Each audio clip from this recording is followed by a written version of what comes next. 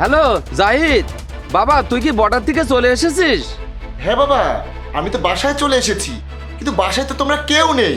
বাবা তুই এক কাজ কর, তুই পার্কে চলে আয়, আমি তোর জন্য ওখানেও অপেক্ষা করছি।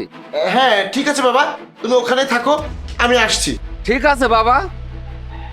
বাবু, কতদিন হয়ে গেছে তুমি আমার সাথে দেখা করো না? অনেক দিন হয়ে গেছে। আর তুমি দেখা না করলে আমার একটুও ভালো লাগে না। কেন দেখা করো না? আরে তুমি এভাবে কেন বলছো? তোমার সাথে দেখা না করলে কি আমারও ভালো লাগে? আচ্ছা ঠিক আছে, এখন থেকে প্রতিদিন দেখা করব। এই, ওই যে দেখো আমার স্বামী আসছে। আরে অপু, তোমার স্বামীর তো 1 মাস পরে আসার কথা ছিল, এ এখন কেন আসছে? আরে আমি তো কিছুই বুঝতে পারছি না। আরে অপু, ওই দেখো তোমার শ্বশুরও ওই দিক থেকে আসছে। আরে এখন আমি কি করব? আরে এখান থেকে জলদি পালাও। ঠিক আছে। আরে এটা কি? আরে এই দড়ি দিয়ে কে বেঁধে দিয়েছে? আরে তুই তাড়াতাড়ি খোলো। আরে খুলছে না তো। আরে সময় নেই তো, খুব তাড়াতাড়ি খোলো। আরে এটা তো খুলছেই না। আরে তুমি এক কাজ করো, তুমি আমাকে কিস করো। আরে আমি তোমাকে কিভাবে কিস করব? এটা তো পাবলিক প্লেস। আরে এখন এসে ভাবার সময় নেই, এখন এসে ভাবতে গেলে আর ধরা পড়ে যাবো। এদিকে আসো। আরে আল্লাহ, ছি ছি ছি ছি ছি ছি, এরা পাবলিক প্লেসে এইসব করছে। এদের বাবা মা কি এদেরকে লজ্জা শরম বলতে কিছু শেখায়নি? যেখানে সেখানে খারাপ কাজ করতে শুরু করে দিয়েছে। ছি ছি ছি ছি। জাহিদ বাবা তুই চলে এসেছিস? হ্যাঁ বাবা, চলে এসেছি।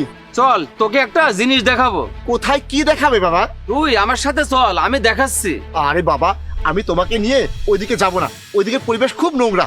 আমি ওখানে যা দেখেছি সেটা তোমার পাশে দাঁড়িয়ে দেখতে চাই না। ওদিকে যেতে হবে না বাবা, ওদিকের পরিবেশ খুবই নোংরা, মানুষজনও নোংরা। আরে তাতে তোর কি? আচ্ছা জাহিদ, তোর বউ যদি এরকম কিছু একটা করে তখন তুই কি করবি? আরে বাবা, তুমি এসব নোংরা কথা কেন বলছো? আর আমার বউ কেন এসব নোংরামি করবে? আর যদি এরকম কোনো কিছু করেও, আমি তো তাকে ছাড়বো না। ঠিক আছে তুই আমার সাথে চল, তোকে একটা জিনিস দেখাবো। আরে বাবা, এসব তুমি কি করছো?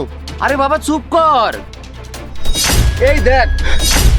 অপু, তুমি এখানে আর এই ছেলের সাথে সব নোংরামি করছো? জাহিদ তুমি? তার মানে কিছুক্ষণ আগে যখন আমি এদিক দিয়ে গেলাম, তোমরা দুজন এখানে এসব করছিলে? তুমি আর কেউ না, তুমি আমার স্ত্রী। জাহিদ তুমি ভুল বুঝছো, আমি তো এই ছেলেটাকে চিনিও না। আর কে যেন এসে আমাদের দুজনের পায়ে রশি বেঁধে দিয়েছে, সেজন্যই নিজেকে বাঁচানোর জন্য আমরা একটু অভিনয় করছিলাম, আর কিছু না। জাহিদ আমি সত্যি বলছি, আমরা কোনো নোংরামি করছিলাম না। বৌমা চুপ করো, আর কত মিথ্যা কথা বলবে? জাহেদ, এই ছেলেটাই বৌমার প্রেমিক, তার সাথে তোর বউয়ের সম্পর্ক চলছে, এটা আমি অনেক আগে থেকেই জানি। আর তোকে বলার জন্য অনেক চেষ্টা করেছি, কিন্তু তুই আমার কোনো কথাই বিশ্বাস করিসনি। সেই জন্যই আমি তাদের পায়ে রশি বেঁধে রেখেছি তুই আসবি বলে, যাতে তারা পালাতে না পারে আর তুই তাদেরকে হাতে নাতে ধরতে পারিস। কিন্তু এখন বৌমা কথা ঘুরিয়ে নিচ্ছে। ছি অপু ছি, তুমি আমাকে এতদিন ধরে ধোকা দিচ্ছ। আমি বর্ডারে থাকি আর তুমি আমার অগোচরে এইসব করছো। তুমি শুধু তোমার নিজের সুখের কথাই ভেবেছো। ঠিক আছে, যখন তুমি তোমার নিজের সুখের কথাই ভেবেছো তখন তার সাথেই থাকো। আমার বাসায় তোমার কোনো জায়গা নেই, তুমি আমার চোখের সামনে আর কখনো আসবে না। আমি তোমাকে ডিভোর্স করে দেবো। চলো বাবা। জাহিদ আমার কথা তো শোনো।